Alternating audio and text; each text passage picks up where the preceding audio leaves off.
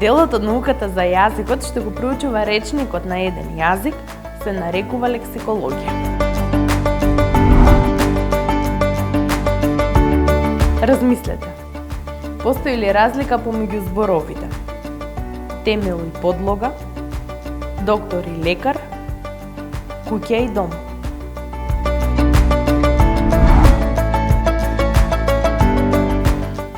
Овие зборови имаат различна форма, а приближно исто значење. Познати се под името синоними.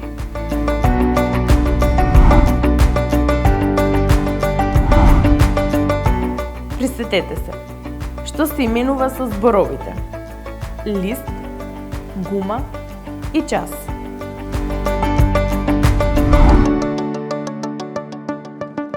Пример.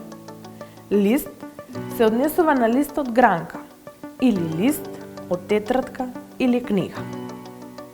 Со зборот гума може да се именува гума за бришење и гума на велосипед. Час може да е училиштен час и час како единица за време.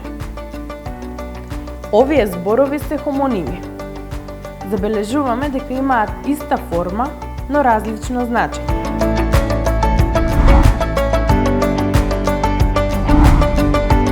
Какво значење имаат зборовите? Ден-ноќ, кратко-долго, млад-стар.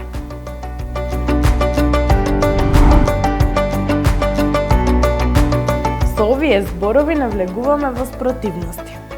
Зборовите кои што имаат спротивно значење се нарекуваат антоними.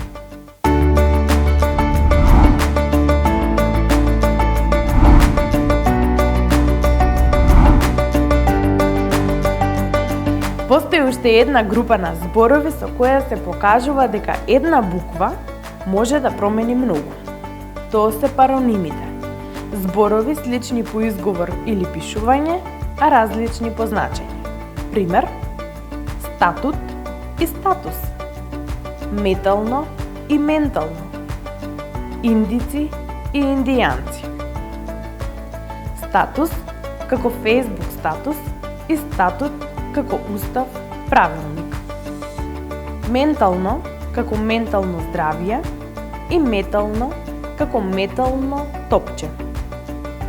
Индијци како жители на Индија и индијанци како американски староседалци.